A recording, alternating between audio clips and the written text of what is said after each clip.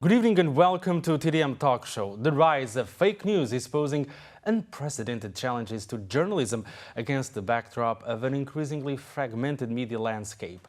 Our guest is a member of AFP News Agency's Global News Management and former Editor-in-Chief. Wishart has drawn up the new ethical and sourcing guidelines for AFP and has a particular interest in journalist training as he lectures part-time at University of Hong Kong. Wishart, welcome to the show. Thank you very much for joining us. Thank you for having me. Tell me the truth. Is truth dead? It might not be dead, but if we keep going like this, it's going to be on life support. And why is that? There's just this climate now of people not believing mainstream media. And for example, if you look in the United States, they say that the credibility of mainstream media has never been lower, but the mainstream media hasn't changed. It's just this corrosive atmosphere of fake news, disinformation, attacks in the media that has changed the landscape. So let's now break it down. Fake news, disinformation, misinformation. Let's start by fake news. What's new about fake news and what's not so new? I would say there's three components to why we're having this conversation. The first one is the ability now to upload content, to create your own site that looks like a real news site. It's very easy. It's very, with simple software you can do it. So it's much easier now to create what is fake news. Fake news in itself is what is purported or supposed to be real news, but is fake with the intention to deceive people and presented as real news.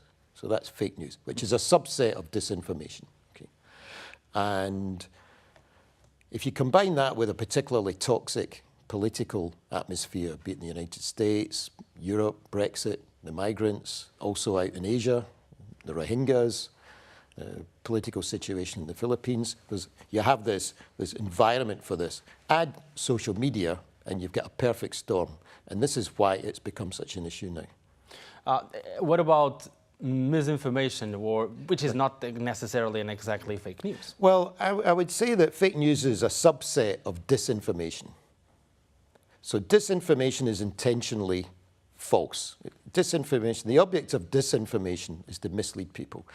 I think the general consensus is misinformation can be just somebody genuinely putting out something that's wrong by accident. So it can circulate, it can be wrong, but it's not necessarily malevolent or malicious the way disinformation or fake news is. So it's all part of this ecosystem of disinformation, I would say. You were mentioning weaponization of fake news. It's becoming a serious thing pretty much all over the world, right? I mean, it was quite extraordinary. 10 days ago, Theresa May made a speech and accused Russia of weaponizing fake news to disrupt Western democracies. I mean, there was no, unlike Trump, who met Putin and said, well, he believes when Putin says he doesn't know anything about it, he believes it. I mean, Theresa May was unequivocal that Russia, with its fake news campaign, is targeting Western democracies. And she said, we know what you're doing and we're not going to let you do it. So the British are quite clear on it. But on the other hand, this fake news tag is also employed for political purpose. For instance, well, seen from Russia and from Russia's official propaganda, it is just like a tag that is used to disguise some sort of prejudice and anti-Russian sentiment. And the same could be said by other alleged sources of fake news production, right? Well, it's quite interesting. The Russian Foreign Ministry actually has a site where they put what they call fake news stories on, and they're actually stories like the New York Times reporting on something in Ukraine, for example. So they'll put that story on and stamp it fake news, even if it's not fake news. So, I mean, basically, fake news is also being used as a label for any kind of news you don't like. And it kind of avoids you having to address the issue. You don't have to, before you had to address the issue, if you were accused, if a politician was accused of something or there was a report he didn't like, you had to address the issue. Now he doesn't have to address the issue, he just calls it fake news. And a growing number of people are buying into this. Well, Donald Trump was the one who actually took this to an unprecedented level by finger pointing at what he calls liberal mainstream media and saying, I don't answer your question, you're fake news. And it has had an effect. I mean, it's classic. If you tell somebody something enough, they'll start to believe it.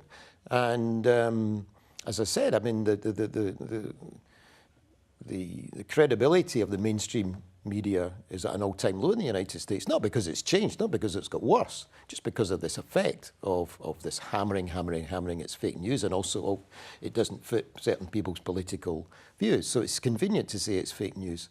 But the Trump effect has been very strong, yes. Mm-hmm. And it's also enabled other people around the world to attack journalists and accuse us of producing fake news. You work at a global, in a global news agency, Agence France-Presse, AFP. I'm sure this is a big issue for you, and you've been handling this, and actually you've been involved in conducting research and finding ways to tackle this challenge. What have you found so far, and what can be done to... Right. I think there's different levels. I think on a sort of AFP level, for example, for the French elections, mm-hmm. there's a non-profit called First Draft News, which is a coalition of media and other media-associated bodies. And in the French election, AFP was part of a project which we set up a website and we instantly debunked, or as fast as possible, debunked fake news that came out in the French election. And I was quite surprised. I thought this was an American phenomenon. But I mean, within like a day of us putting this website up, there was a AFP graphic of presidential candidates, and somebody had put an extra one in. So this was an instant problem in France, and it was very effective. Whereas in Germany, it was interesting. It also depends on culture. In Germany, the fake news problem wasn't such a big deal in the German election. But I think for the big media or local media, it doesn't really matter what size, it has to be collaborative, not competitive. I think you have to, against this fake news, I think it has to be collaborative, not a competitive situation. You're saying debunking, verify, so there's a dire need to fine-tune all these instruments, so journalists can be able yes. to cope with this challenge. I mean, it's a multi-faceted problem, and also, I mean, the big elephant in the room, of course, is Facebook, Twitter. Yes. And very interesting, I mean, if you followed the situation with the Russian troll farms, and I mean, which was what Theresa May was talking about, was just this industry now in Russia of producing these fake adverts, fake Twitter and Facebook accounts. And Facebook are about to launch a tool which will enable you to see what fake Russian accounts you've been accessing on your Facebook feed. So people will discover suddenly all these stories they liked actually originated from a Russian troll farm. But Facebook has pledged to do something about this, has launched some initiatives, but it's not enough what they've been doing, right? Yes, I mean they have, and they have this army of fact checkers, and they can flag the story disputed, but there's a lot of discussion, is this effective or not? Because there's a lot of stories that aren't flag disputed that are fake. So if it's not flag disputed, did you believe it? So there's a whole argument about fact-checking, actually. I think at the end of the day, one major obstacle is that a lot of people will believe what they want to believe. You know, it's difficult to get past that. So you can debunk, fact-check all you like, but if somebody wants to believe something, they'll believe it. Because it's relatively easy, particularly when it comes to fake news. And we can talk about WhatsApp and WeChat after, but actual fake news is the most obvious one, a fake story. So you see a fake story, it pretends to be on the BBC website. You just Google it, and you'll see pretty quickly that it's the only story out there about this subject. So it's a pretty easy way to find out pretty quickly if a story is fake. However, there's a lot of disinformation circulating on WhatsApp and WeChat and these social, at that level, which is much more difficult to fight. I guess you're making the case for education on media literacy, right? Yes, very much so. Not government regulation. And that sort of awareness and that sort of approach would be a multi-level one, and we would address like high schools or primary, I mean, or of course, and even many adult citizens who consume heavily. Well, I mean, University of Hong Kong, they have a cyber verification lab where the students are taught how to verify content uploaded to the internet, because there's all this, I mean, all the social media is just awash with all this fake video.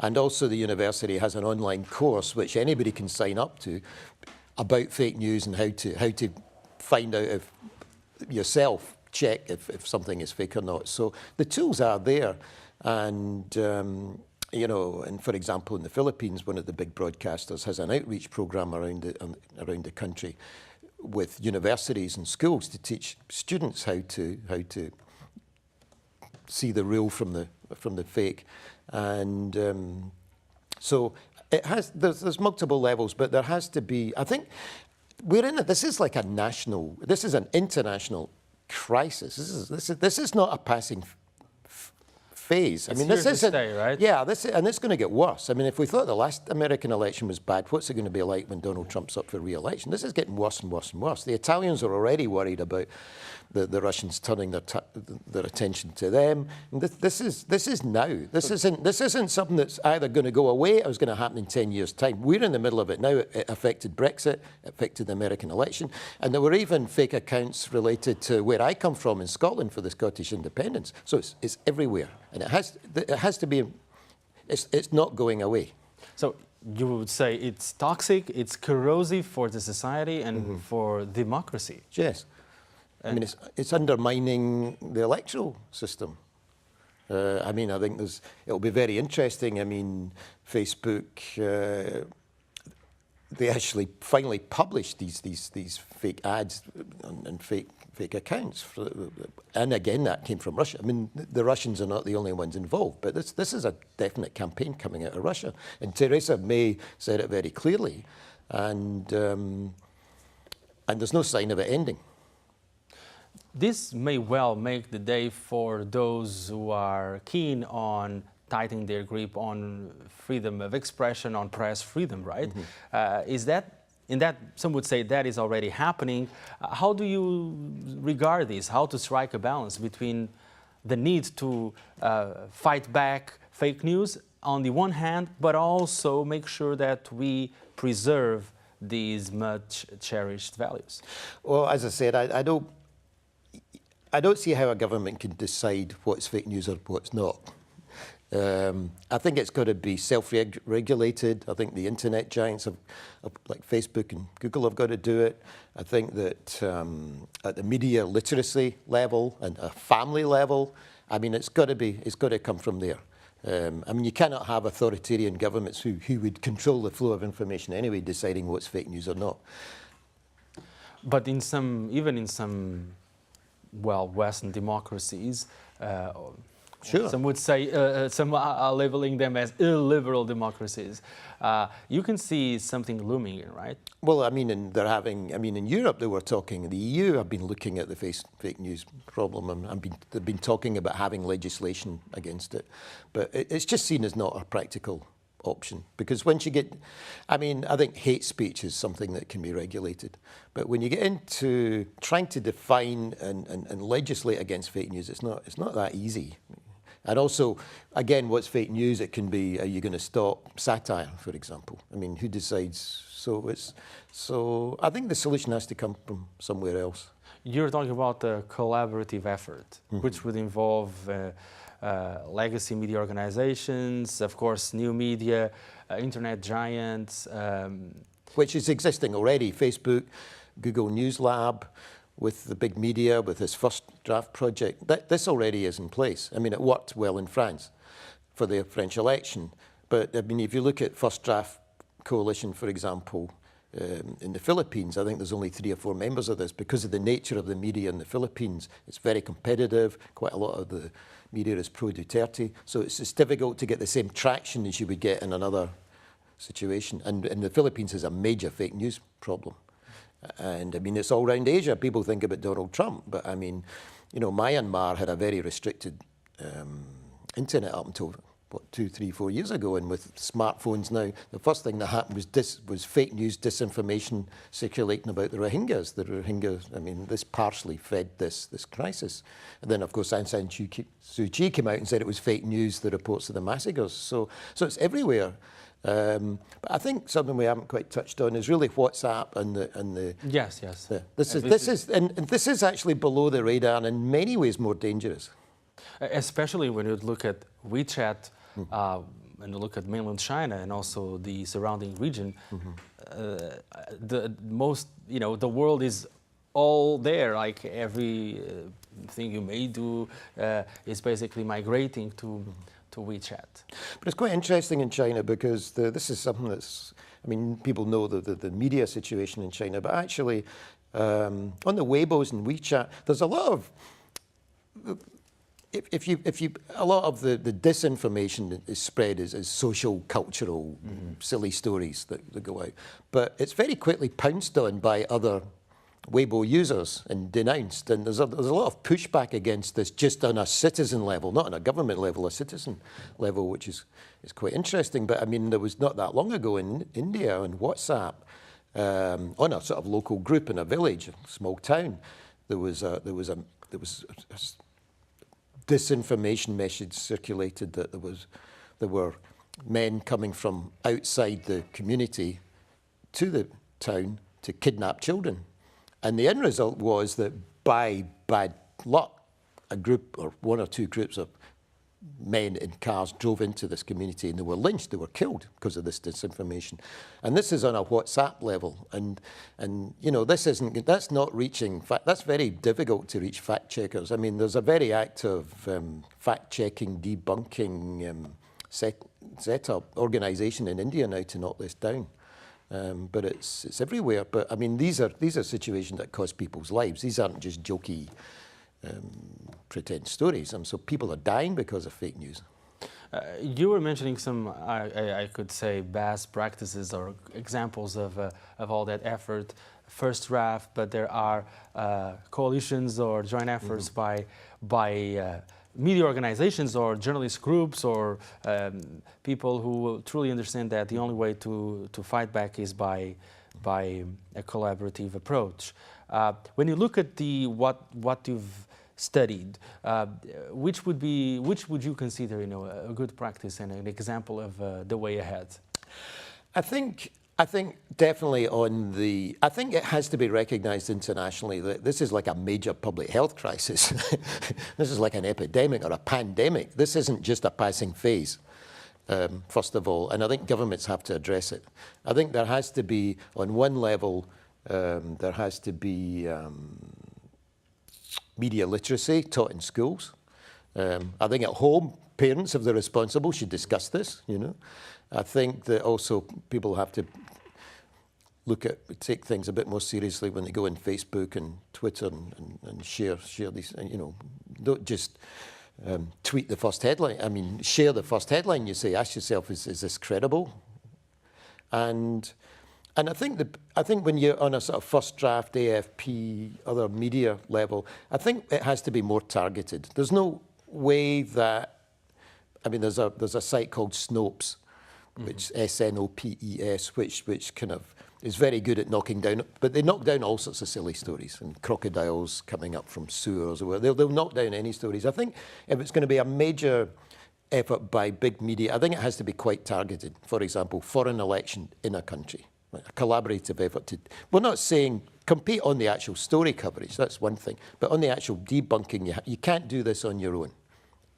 You can't have an election in a country and have 5 different media organisations all trying to debunk the same fake story. That makes no sense. Compete on the news, but collaborate against the fake news.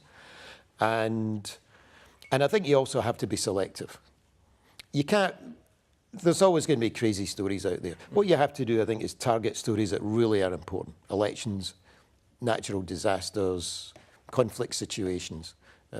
I think if you're going to have collaborative efforts, I think they have to target these kinds of issues where it can really make a difference of life and death. Or it can be a democracy that's being undermined. You were talking about suggesting or hinting at these echo chambers where people would basically tend to believe in what they already, in what fits the narrative that they already have preconceived, it's difficult to break that deadlock, isn't it? It's extremely difficult. It's extremely difficult. So, I mean, I almost feel you're sort of preaching to a certain percentage of the population that's got an open mind, because a lot of people don't have an open mind, and they don't want to have an open mind, and they don't want to be exposed to things that don't fit into their particular point of view. It's a problem. I think another, I mean, this is slightly moving on a bit. I mean, I think another issue is the world of algorithms. Oh, yes. Mm-hmm. Because it's related, because yes. It's closely related. Because, for example, I mean, a good example recently was the shooting in, well, it was a terrible example, in Las Vegas. Mm-hmm. When you're talking about echo chambers on the sort of dark swamp of the internet, you have these message boards, 4chan and 8chan. And these are where, I mean, it's weird. If you go on these sites, it's like something from the early days of the internet. It's very basic. But this is where a lot of this stuff starts. And again, that's the ultimate echo chamber. All the sort of alt-right, a lot of this stuff is out there. Mm-hmm.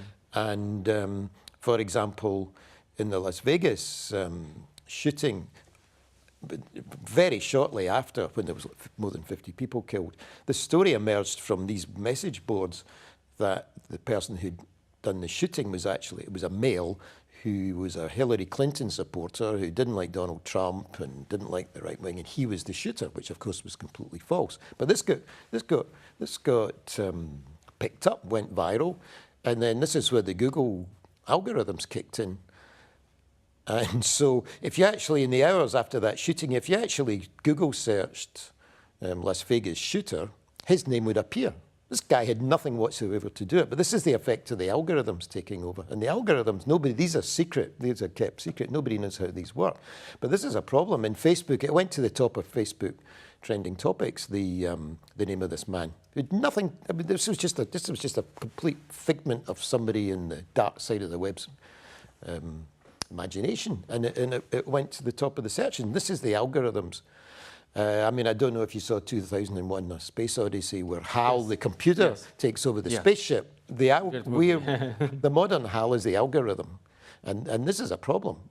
And they're talking about, well, can they have that artificial intelligence to fight fake news? But I think before they even go down that road, I mean, we've got to get some sort of control on how the algorithms can pick up this kind of fake trending story and throw it up to the top of a Google search. So, and how to rein in the almighty algorithm. I know, yeah. That's a bit beyond that's above my pay grade. Sure, well, I'm sure, well, Google and Facebook, they surely have to come up with something, right? Because yes. People many citizens and concerned citizens will probably turn their heat on them. Yes. That we can expect that. Something else which is indirectly related to our conversation is false balance or false equivalence. It's somehow linked, but it goes beyond that. Let's say, for instance, climate change. And this has been fed by, some would say, for instance, even the Trump administration or some Trump surrogates who have actually been promoting these conspiracy theories and trying to turn it into something that is acceptable. Mm-hmm. But the media, it's very tempting to have,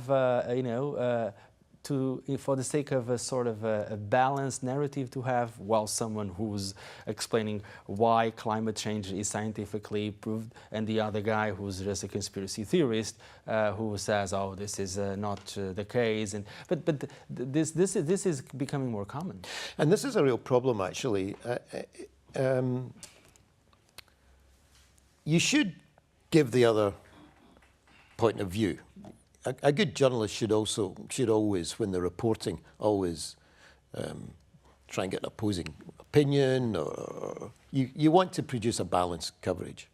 But the thing is, you have to draw the line at what we call false balance or false equivalence, which is to give a sort of veneer of balance, you bring somebody in who's got a completely discredited point of view. For example, if you're writing about... Those guys from InfoWars or... Yeah, if you're writing about the Nazi Holocaust, you're not going to have a Holocaust denier quoted saying, however, X says it never happened, or... Right, okay.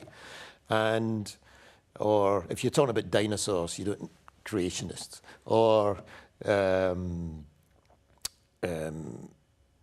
the example you were giving also... Climate change. Climate change. And again, the corrosive effect is I mean, this is scientifically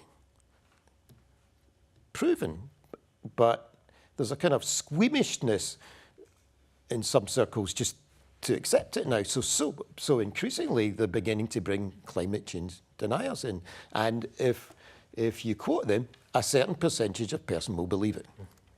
I mean, this is a psychological fact that if you expose people to fake information enough, even if they know in their heads it's fake, there will be a sort of residual belief in the fake information.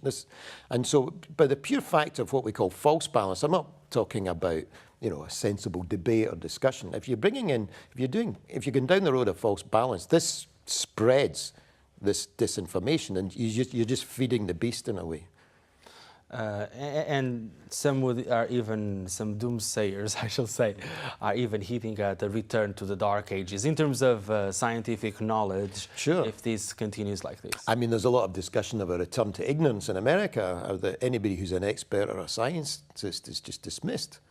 They are the experts. Problem. We don't care about the experts. Yeah. In the Brexit referendum, there was someone really important saying this. Right? I mean, this was the big problem because they tried to bring out experts in the Brexit debate, but the anti-Brexit, the pro-Brexit, people just dismissed them, and this very populist message prevailed. There's some sort of populist anti-intellectual or anti-intellectualism here on the table as well, right? Yeah, very much so, and it's disturbing because, I mean, if you're not basing decisions on facts, then if it's just on your whims or some populist politician and you're not, and we're just I mean, this is coming back to how we opened. I mean, if truth and facts no longer count, where are we? We're heading for disaster, and I mean, it's just defies logic that the United States, I mean, Trump wants to pull out of the Paris Climate Accord. I mean, it's not based on any scientific fact whatsoever. They'll say it is, but it's not. And so, I mean, truth and facts are essential for the whole functioning of the society. So, I mean, this fight, as I said, against fake news, disinformation, as you say, now this creeping anti-intellectualism, this is serious. This is something that has to be tackled head on. It's not a passing phase. It didn't disappear with the American election. And journalists have to rise up to the challenge, which you would agree, right? This is a critical juncture. Yes, very much so. Sure. It has to be. And I don't think it involves making compromises either. I think you have to, you don't have to compromise by necessarily going into the realms of false equivalence. I think it takes, and as I say, I think the journalists have to rise up in a collaborative effort and also stand up and not. I mean, there's a trust project which has just been launched, which is that media will have a sort of, you can see it's a sort of widget, I think, on each media to show how trustworthy they are and all the rest of it. But you're almost going down, you're almost playing their game if you're doing that. To, should the Washington Post or other major media have a thing that you can click on to see if it's trustworthy or not? Why go down that road? I mean, you're almost beginning to accept those terms, right? Those terms that you have to prove yourself. I don't think the Washington Post or the New York Times have to prove themselves. I mean, the work is clear. They make mistakes, like everybody does, like all journalists do, but there's no deliberate fake news produced by the Washington Post and the New York Times. So I think this sort of having to justify yourself, I mean, maybe this is the game you have to play, but at the end of the day, I think one important thing for journalists is, though, I think more than ever, you don't have the right to make a mistake. Accuracy has always been paramount, but I think today even more, because the slightest mistake, people will say that's fake news. So you've got to be really, really careful these days to make sure when you publish something, as far as you know, as best as you can do, it's accurate. But it's a tough environment. Social media, 24/7 cable news networks, and quite often newsrooms are understaffed. Sure. And we don't have the monopoly anymore. I mean, the media in the old days could decide the agenda. I mean, when Walter Cronkite had the news on CBS during the Vietnam War, I mean, he was the voice of the media from many people, and of course that's all gone. But that, you know, you can't really be in the game of chasing social media. You have to stick to your standards, and this is why, I mean, as you said at the start, I drew up these ethical guidelines. I mean, journalists have to stick by this code, and I mean, ethics are what an ethics code, which is the roadmap for good conduct and professional work by a journalist. Respecting an ethics code is what separates professional journalists from the purveyors of fake news and disinformation. So that the industry has to respect these rules and has really got to hunker down and maintain. And of course, the irony is, despite all of this, the New York Times and the Washington Post subscriptions have gone up. So there's definitely an appetite, still very much so, for